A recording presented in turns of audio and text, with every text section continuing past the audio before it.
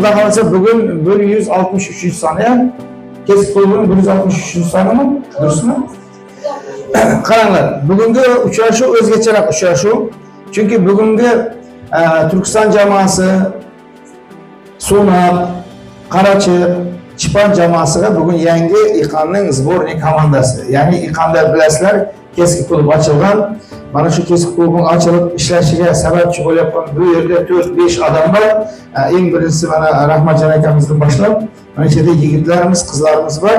Samarqandga borgan, Buxoroga borgan qizlar mana shu yerda qatnashyapti hammasi. Ya'ni bugun bir o'zgacha bir musobaqa, ya'ni bizim o'zimizning aramizda bo'lgan musobaqa. Xudo xolasa bugun bir erkin o'tiramiz. Ikki jamoa mana shu yerda ishtirok etyapman. Hammalarimiz o'qigan kitob yuzasidan bo'ladi. Ya'ni birinchi kitobimiz o'tgan kunlar, keyin Mehrobdan Chayan, Savdogarlar ustozi 1 va Savdogarlar ustozi 2 degan 4 kitob asosida bugun savol javob tashqari men aytdim sizlarga bugun, ya'ni Xudo xolasa bugun 3 sertifikat bor, 5 sertifikat.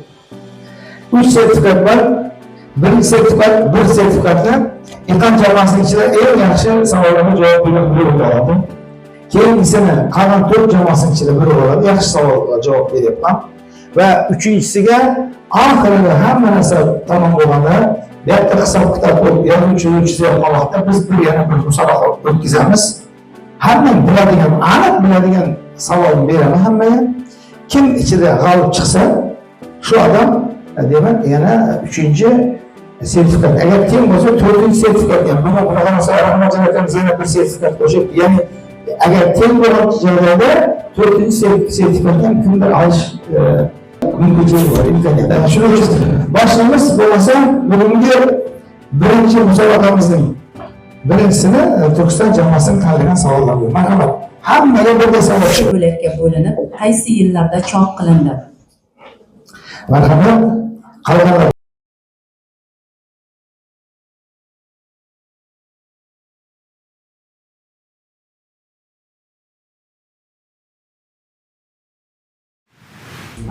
yigirma 1926 yili birinchi qismi chop etiladi va oradan vaqt o'tib 1929 yili ikkinchi va uchinchi qismlari chop etiladi. Biz bu savolni o'tkazamiz. Demak, navbatni Chipon jamoasiga o'tdi.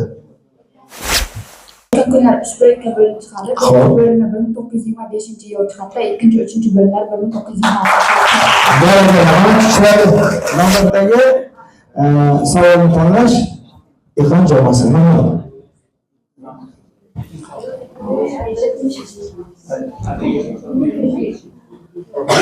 Beshinchi savol. Beshinchi savolni ochamiz. O'qiymiz.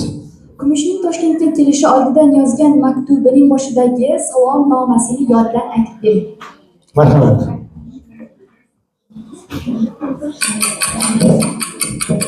Bu 50% hisoblanadi. Hozir ko'rsatamiz. Yusuf chiqida yongan Zulayho ismidan. 21 savol. 21 savol. Eslatib o'tamiz, biz qaytadan o'tgan kunlar romanga keldik. Kumushbebining qabridagi lavhaga yozilgan she'rni aytib bering.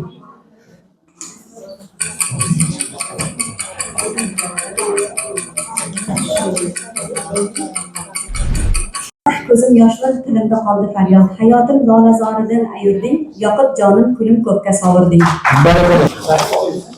O'qiymiz. Savolni o'qiymiz. Imom Azam qo'ylarning tez ko'payish sabablarini qay tariqa bayon qildilar? Yo'q, shoshma. Aqllashib.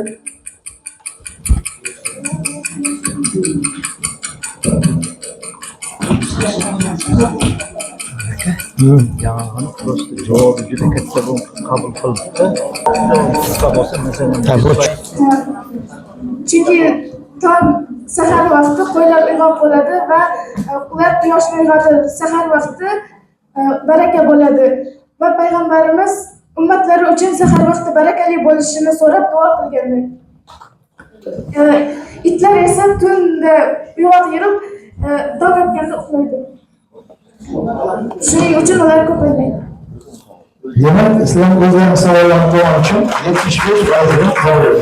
Bu hammalarga yaxshi tanilgan bugungi Turkiston va Turkiston облысы, Qozog'iston, hattoki biz Samarqandga borganda bizni olib bo'lgan bir shofyor bor edi, mashinaning egasi. Shu o'zi katta san'atkor bo'lgan ekan. Uning san'atkor bo'lganini biz qaytayotganda bildik va shu Toshkentga kelgancha, Buxorodan Toshkentga kelgancha bu yigit qo'shiq aytib berdi. Keyin mana shu Javohirning bir ikki kliplarini ko'rsatib, buning sostav zo'rligi, o'zining zo'rligini aytib maqtandi. Men uni Javohir o'ziga yetkazganman. Ya'ni men aytmoqchi bo'lyapman, Turkistondan tashqari mana shu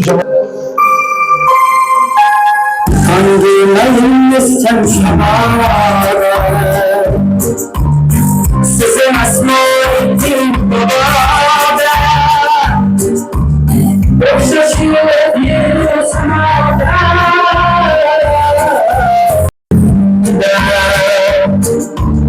Yönetimde yanında Şundan kimler kenda Sizin cemzanadan 20-savol. 23-savol. Otabek farzandlik bo'lganida Kumushning yoniga kirishga ruxsat so'raganda O'zbek oyim nima deb javob berdi?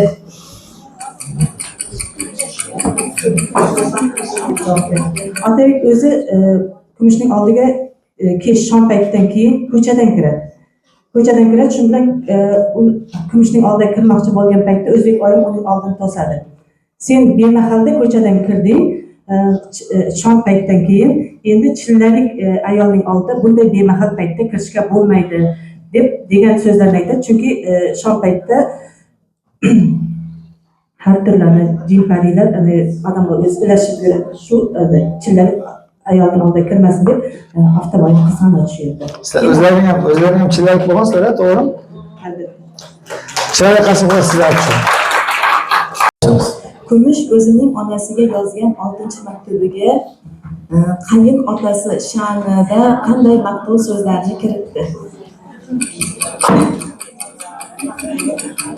75% Qayin to'g'ri. otamni o'z dadamdan ham yaxshi ko'raman. Bu yaxshi ko'rishim kuyovimizning dadasi bo'lgandan emas, balki uning nur ichiga cho'milgandek bo'lib ko'ringan siymosini oyim deb xitob qilganiga muloyim, beozor va muassir so'zini yaxshi ko'raman.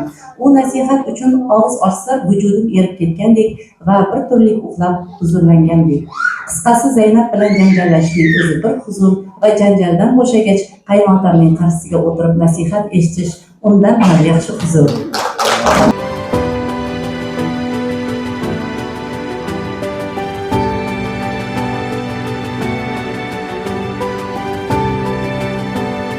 Ruslan degan yigitlar mana shu Rahmatjon akam boshqarayotgan kesib klubining asoschilari bular. Bularning yugurish